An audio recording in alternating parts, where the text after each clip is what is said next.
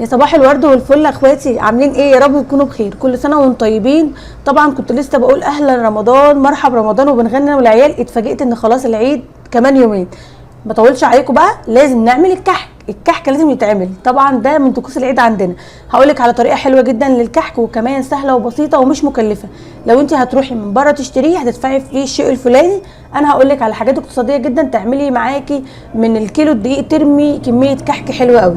اهم حاجه بقى النهارده عايزه اقول لكم ان انا غسيل السجاد نسيته خالص، سقطته من دماغي. زي ما قلت لكم كنت انا تعبانه من فتره، معدتي وجعاني شويه، بس انا بقيت احسن الحمد لله. فنسيت خالص بقى يا جماعه، والوقت واخدني وكده. رحت بقى مغسله عشان خاطر اغسل السجاد فيها. قال لي لا مش هينفع، انا عندي ضغط شغل ومش هاخدها ومش عارف ايه. فطلعت تاني افايق قمر عيش، رجعت البيت قلت لا انا هغسلها انا والبنوته. جبت بقى يا جماعه الفرشه اللي هي زي فرشه البلاط ولكن بعصايه كده. خدتها، وطبعا مش راضيه تمشي على السجاد. تعالي بقول لك حل حلو قوي ليه. هتجيبي بكره سلوتيب، السلوتيب الكبير العريض ده، وتقطعي منها حتتين وهتلاقيها بتمشي معاكي حلاوه. اللي زي السلوتيب عليها كده داير قطعتين بالظبط، هتلاقي البتاعه دي بقى بتمشي معاكي حلوه قوي، المساحه دي او الفرشه دي. فطبعا عايزه اقول لكم بتنجزني جدا وحلوه، بس انا كنت بعاني فعلا انها ما بتمشيش على السجاد. لكن الحركه دي خلت لي السجاده تمشي معايا زي السكينه في الحلاوه. طبعا فرح لازم تيجي تساعدني كده. بصوا انا النهارده هغسل السجاده دي، وان شاء الله بكره هغسل معاكم بقيه السجاد، وان شاء الله يلحق ينشف. الجو اليومين دول حلو، وان شاء الله ينشف ويبقى زي الفل. حطيت اريال وحطيت شويه كلور وكلوريكس الوان عشان خاطر ينضف من اي بقع. واكتر سجاده عندي في البيت بيتوسخ هو سجاد الطرقه. معرفش ليه يا جماعه والله، مش عارفه، يمكن لونه فاتح بقى ولا ايه. لكن هو عكس سجاد الشقه كله بيتوسخ قوي قوي. المهم اخواتي الغاليين، هنا بقى برضو فرح كانت عماله بتساعدني، وانا مسكت الفرشه برضو ونزلت كده قعدت عليها، شلت كل البقع اللي فيها. دي طريقه سهله قوي لغسيل السجاد. بتحطيها تفرديها كده بالطول في الحمام، وتديها دعك دعك دعك، بتخلص معاكي في ثواني. وبتشطفيها برضو في الحمام في نفس المكان. واوعي تحطيها على اي حوض عندك، لان انا عملت الموضوع ده الحوض كان هيقع، وما زال خايفه جدا ان هو يقع على حد، ربنا يستر. الحوض مال كده، فما تحطيش لا سجاد ولا لحاف ولا بطانيه على الحوض. خليت فرح تروح بالبخاخ تقعد ترش عليها كده، وانا فاتحه الميه عليها. هفرجكم برضو انا عامله ايه عشان تتشطف وتبقى حلوه كده. بصوا ببرمها وبقعد افتح حته حته اشطفها لغايه لما تبقى شفافه ولوز كده زي ما بيقولوا. هنا بقى فرح برضو عماله تساعدني وتمسح الميه، قلت لها كتر خيرك. جيت هنا بقى لقيت الرف يا جماعه اللي تحت المرايه مش نضيف خالص، فقلت لازم بقى انضفه وكده. حطيت شويه اريال على كلور وكده، وشلت الحاجات اللي عليه كلها، نزلتها ودعكته دعكه حلوه. والمرايه برضو دعكتها وشطفتها وكل حاجه. وفرح بقى عايزه تغسل هي الحوض. يا ستي انا هعمله. تقولي لا انا عاوزه اعمله يا ماما. قلت لها خلاص اعمليه انت، مفيش مشكله اللي انت عاوزاه اعمليه. انا ما بحبش ان انا اكسف فرح بالذات خالص، وبعودها على شغل البيت من دلوقتي. المهم انا نضفت الرف وكان فاضل الحوض. فرح بقى جايه تدعك، بتدعك بالراحه قوي. يا فرح ادعكي جامد. تقولي يا ماما نضف خلاص. قلت لها لا لسه متوسخ، انت دعكي دعكتين حلوين كده، وبعد كده بقى هفرجه. تعالوا بقى يلا بينا اوريكم حلويات بقى الكحك. بصوا انا جبت طبعا الحله بتاعتي اللي هخبز فيها، او عندك بقى لو بوله كده ستانلس ستيل براحتك خالص، المهم ما يكونش بلاستيك. هنجيب بقى كيلو من الدقيق. كيلو من الدقيق هياخد قد ايه سمنه؟ هياخد نص كيلو من السمنه.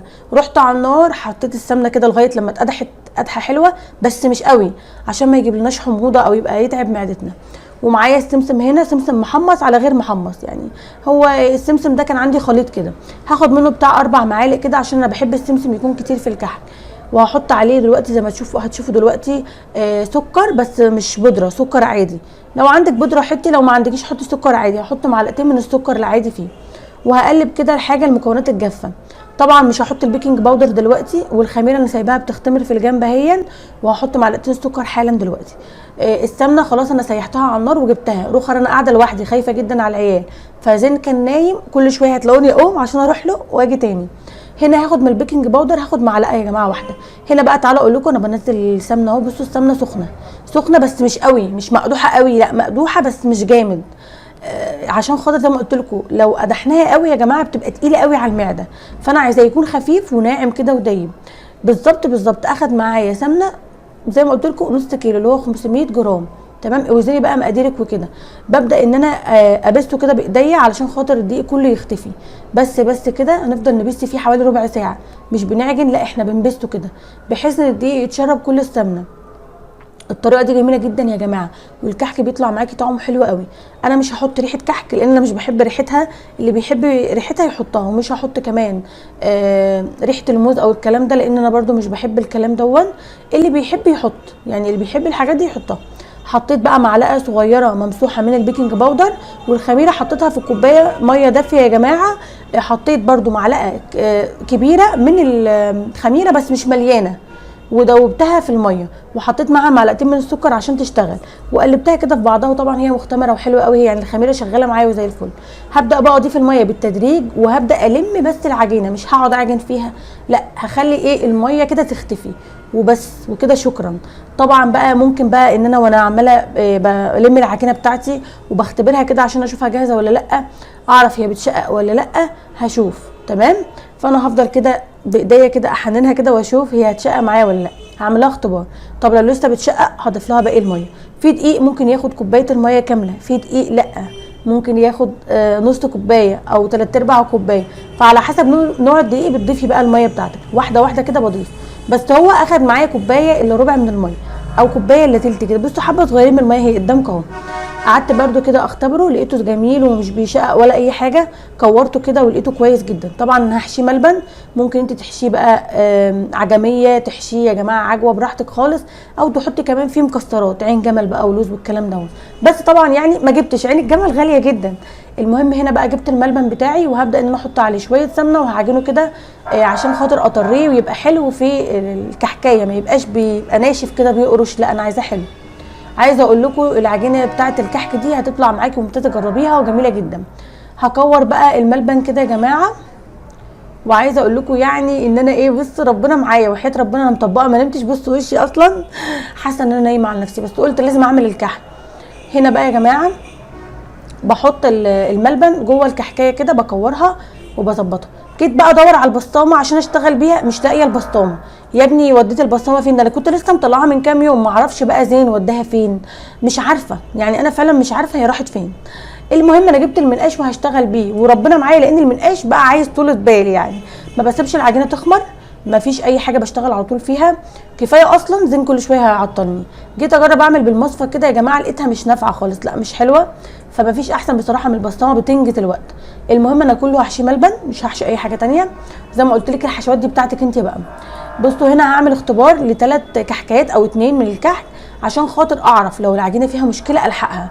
في يا جماعه ساعات بتلاقي ان العجينه بتاعتك متشققه قوي، هقول لك تعملي ايه، مش تعجني فيها، زودي شويه ميه تمام. انما اهم حاجه بقى في الموضوع ما تزوديش الميه كتير، يعني ما تزوديش عن كوبايه وربع عشان ما ينشفش معاكي الكحك، احنا عايزينه يطلع ناعم ودايب كده. بالمنقاش كده قعدت اعمل اي اشكال فيه كده صغنونه، انا يعني النقشه بتاعتي طيبه كده، النقشه الحمد لله ما راحتش ولا اي حاجه، زي ما انا عملتها طلعت.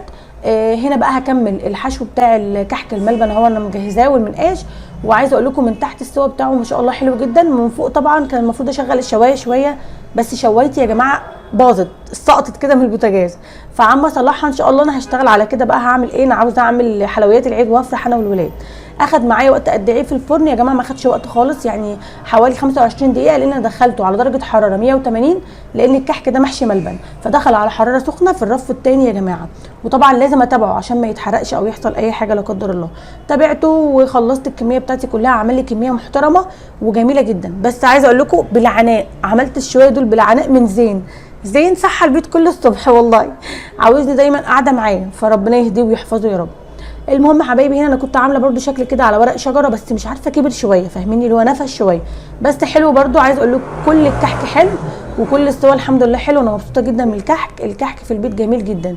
طبعا كان نفسي اعمله بالبسطامه، بس زي ما قلت لكم خلاص بقى، يعني مفيش بقى، انا عملت النقشه كده زي ما انتم شايفينها كده على قد ما بعرف بقى. انما في طبعا ناس بقى اساتذه نقش الكحك، بس هو كده 100 100 برده، طعمه حلو جدا يا جماعه ودايب، والملبن فيه تحفه. انا ما دقتش عشان صايمه، بس هموت واكل، مستنيه بقى الفطار يجي واقعد بقى اكل كده واشرب شاي بلبن، بس هو ريحته تجنن، ريحته تجنن بجد، قلب البيت ما شاء الله. المهم بقى رحت اشتري شياله، كنت طبعا عندي شياله زمان تحفه، شياله كده جميله يا جماعه زي صيني، خامتها صيني. راح بقى انا كانت عندي اتكسرت، راح اشتري واحده زيها، لقيته بيقول لي ب 200 جنيه، قلت له لا يا عم غاليه عليا قوي. المهم جبت بقى الشياله دي رخيصه وسعرها جميل قوي يا جماعه. لونها البينك ده عجبني، انا بحب اللون البينك في كل حاجه، وفرح بتحبه برده. وتركيبها سهل قوي، عجبني ان هي تركيبها وشيلها سهل، وكمان خامتها بلاستيك فمش هتتكسر، لان الصين اللي عندي قبل كده اتكسرت، اتدغدغت يعني 100 حته. المهم بقى فرح جت قعدت جنبي وقالت لي يلا ماما نرص الكحك، فرحانه جدا جدا يا جماعه. فانت ممكن برضو تفرحي عيلتك واولادك بالحاجات البسيطه دي، هيفرحوا قوي قوي. لو عملتي حتى لو نص كيلو كحك ونص كيلو بسكوت في البيت هيفرحوا جدا، على عكس ما تشتريه من بره. انا كان ممكن اشتريه والله، بس انا انتوا عارفين عاوزه افرح كده واحس باجواء العيد انا وعيالي، وخصوصا ان احنا قاعدين هنا بقى مع نفسنا في القاهره، فدي حاجه بتفرح الولاد قوي. طبعا برضو نزلت اشتري سكر بودره من تحت، مش لاقي خالص حواليا، فخلاص بقى طحنت شويه بالمطحنه وخلاص، حتى هتلاقوني حاطاه في كيس ثلاجه لان انا عاملاه بالمطحنه بتاعتي ما شاء الله وجميل. جبت بقى المصفى بتاعتي كده عشان خاطر ايه، ان انا اغربله كده او اخليه نضيف ما فيش فيه اي شوائب، اخليه ناعم، انخله يعني، انخل السكر البودره. تعالوا بقى افرجكم على الكحكايه من قريب، عايزه اقول لكم عسل، الكحكايه زي القمر جميله جدا ما شاء الله وحلوه قوي. دي محشيه ملبن زي ما قلت لكم. كان نفسي ان انا اعمل برده عجوه، بس انتوا عارفين الوقت بقى معايا وزين وكده، كان عندي برده حته عجوه جوه كنت هجهزها، بس زين مش سايبني، فكده كويس قوي ان انا عملت الشويه دول. ان شاء الله باذن الله هعمل بقيه نواعم العيد والحلويات بتاعه العيد برده الفيديو اللي جاي. ايه يا عم الصوت ده في ايه يلا يا عم امشي. كل سنه وانتم طيبين بقى. الناس مهيصه تحت، عايزه اقول لكم لما بننزل تحت الدنيا بتبقى فظيعه. كده خلصنا خلاص، اتمنى الفيديو يكون عجبكم، واشوفكم على خير اخواتي وحبايبي الغاليين. يا رب دايما تكون ايامكم سعاده وهنا.